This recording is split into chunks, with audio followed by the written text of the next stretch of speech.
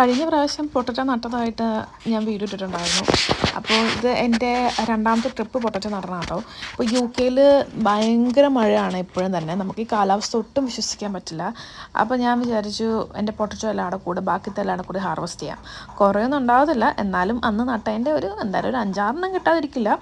അങ്ങനെ ഞാൻ എനിക്ക് എന്തോ ചീഞ്ഞു പോകുന്നുള്ളൊരു ഫീലിംഗ് തോന്നി.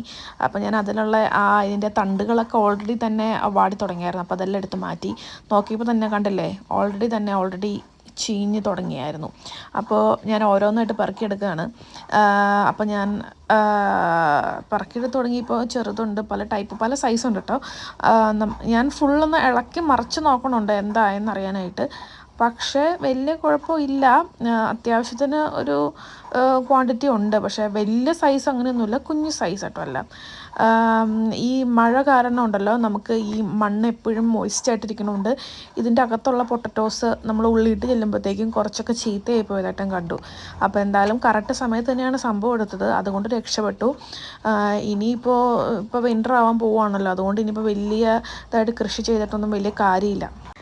ഇവിടെ ഞാനിങ്ങനെ ഓരോ ഷോപ്പിലൊക്കെ പോകുമ്പോൾ ചുമ്മാ ഇങ്ങനെ ഓരോ സീഡും പൊട്ടറ്റോയോ ഒനിയൻ അങ്ങനെയൊക്കെ കാണുമ്പോൾ ചുമ്മാ വാങ്ങിക്കണതാണ്. അങ്ങനെ നട്ട് ചുമ്മാ ഒരു ടൈം പാസിന് തുടങ്ങിയതാണ്. അപ്പോൾ അങ്ങനെ നട്ട് നമുക്ക് ആദ്യമായിട്ട് ഇങ്ങനെ കിട്ടുമ്പോഴത്തേക്കും നമുക്കൊരു സന്തോഷം ഉണ്ടാവുമല്ലോ. അപ്പോൾ മൊത്തത്തിലൊന്ന് ഇളക്കി മറിച്ച് നോക്കി. പക്ഷേ വേറെ അങ്ങനെ കുറേയൊന്നും കണ്ടില്ല. 1-2 എണ്ണം, എനിക്ക് തോന്നുന്നു മൊത്തത്തിൽ 3 എണ്ണം ഓൾറെഡി ചീത്തയായിട്ട് അതിൽ കിടക്കണുണ്ടായിരുന്നു. ഇനിയിപ്പോൾ ഈ മണ്ണ് സ്റ്റോർ ചെയ്യുവാണെങ്കിൽ നമുക്ക് വേറെ എന്തെങ്കിലുമൊക്കെ നടാനും പറ്റും. അങ്ങനെ സംഭവങ്ങളൊക്കെ സെറ്റ് ചെയ്ത് ഞാൻ എടുത്തു കഴിഞ്ഞിട്ട് ഇത് കണ്ടില്ല, കുഞ്ഞു പൊട്ടറ്റോസും ഉണ്ട് കേട്ടോ അതിൻ്റെ അകത്ത്. എല്ലാം കൂടെ ഞാനിങ്ങനെ ഒരു പാത്രത്തിലിട്ട് എന്നിട്ട് നന്നായിട്ടൊന്ന് കഴുകിയെടുക്കണം. അപ്പോൾ കഴുകിയെടുക്കാനായിട്ട് ഞാൻ കിട്ടിയതെല്ലാം കൂടിയിട്ട് സിങ്കിൽ കൊണ്ടുവന്നിട്ട് കഴുകാമെന്ന് വിചാരിച്ച്. അത് കഴിഞ്ഞിട്ട് പിന്നെ നോക്കിയപ്പോഴാണ് നമ്മുടെ ലെറ്റ്യൂസ് ഓൾറെഡി ഉണ്ടായിട്ടുണ്ടായിരുന്നു. അപ്പോൾ അതും ഈ മഴയിൽ ഇങ്ങനെ ഇരുന്നിട്ടുണ്ടെങ്കിൽ ഇതും ചീത്തയായി വാടി പോണ പോലെ ആവും. അപ്പോൾ ഞാൻ കുഴപ്പമില്ലാന്ന് തോന്നിയതെല്ലാം തന്നെ പറിച്ചെടുക്കുവാണ്.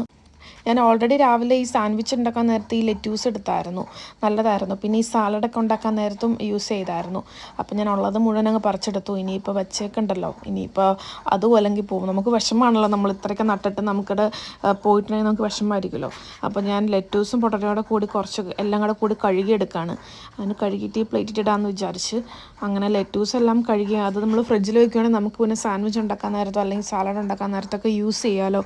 ഫ്രഷായിട്ട് തന്നെ ഇരുന്നോളും. പൊട്ടറ്റോയും കുഴപ്പമില്ല, പൊട്ടറ്റോയും നന്നായിട്ട് കഴുകിയെടുത്തു. അതിൽ ഇത് മാത്രം എന്തോ ഒരു ചീത്തയായി പോണ സ്റ്റാർട്ടിങ് ആയിരുന്നു. അപ്പോൾ ഇതിനെ ഞാൻ കളഞ്ഞു. ബാക്കിയെല്ലാം ഞാൻ കഴുകിയെടുത്തു. വലിയ സൈസ് എന്ന് പറയാൻ പറ്റില്ല, കുഞ്ഞു സൈസും വലിയ സൈസും എല്ലാം ഡിഫറെൻ്റ് ആയിരുന്നു. ഇതിങ്ങനെ നോക്കുമ്പോഴത്തേക്ക് ഇങ്ങനെ ഞങ്ങളുണ്ടായിരുന്നു.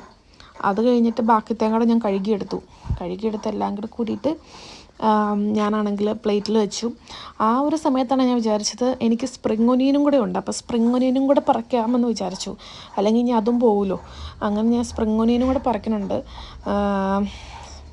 പിന്നെ ഈ പൊട്ടറ്റോ ഞാൻ ഇന്ന് സാമ്പാറിന് കഴിച്ചു. അത്രയേ ഉള്ളൂ ഗൈസ് ഇന്നത്തെ വീഡിയോ. ഇനി അടുത്ത പോലെ ഇതൊക്കെ ചെയ്യാം.